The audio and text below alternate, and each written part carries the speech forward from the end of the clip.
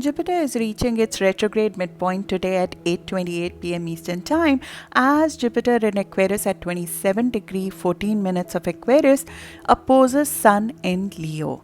This is a key aspect of full moon of 22nd and Yod activation, so things will come to head.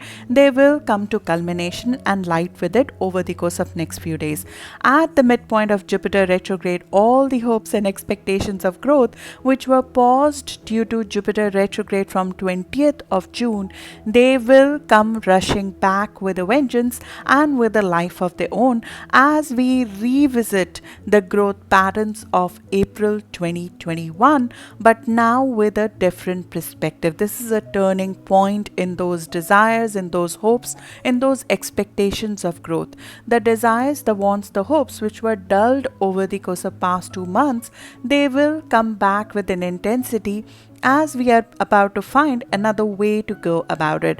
In Leo Sun, the expression of that release could be pretty dramatic, and even in grounded Capricorn moon today, this can push emotions high, which would peak in normally cool Aquarius full moon this weekend.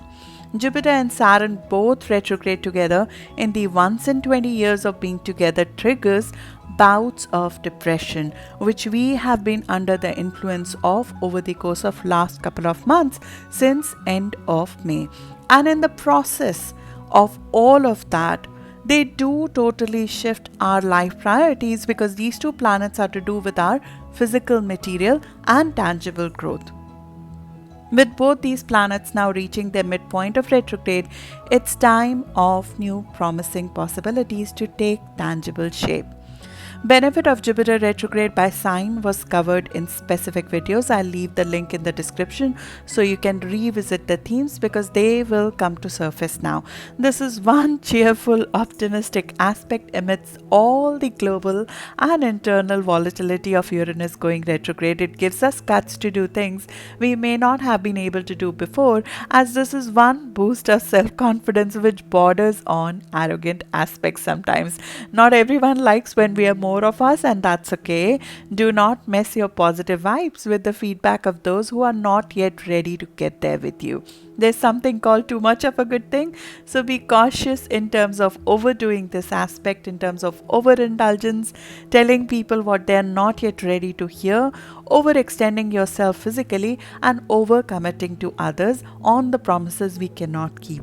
We have an over-the-top day and a next couple of days ahead of us, but use its momentum to just keep moving despite the volatility and the resistance you might have faced in the past. The road to 22nd of August full moon is full of epiphanies and realization.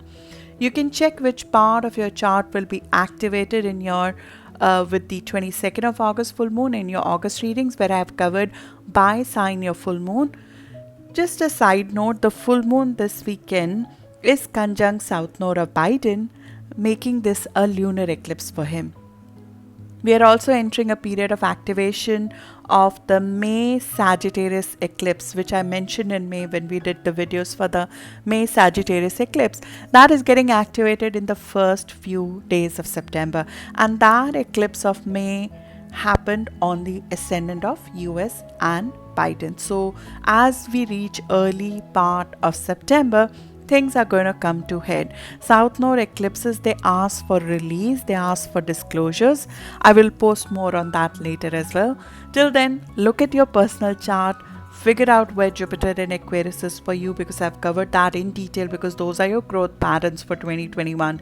They will be showing a turnaround compared to the past couple of months of stagnancy when Jupiter, the planet of growth, was retrograde. Now with its reaching its midpoint, we see a turning point in growth, and hopefully we are getting our mojo back. Good luck for that. I'll see you in the next video now. Thank you.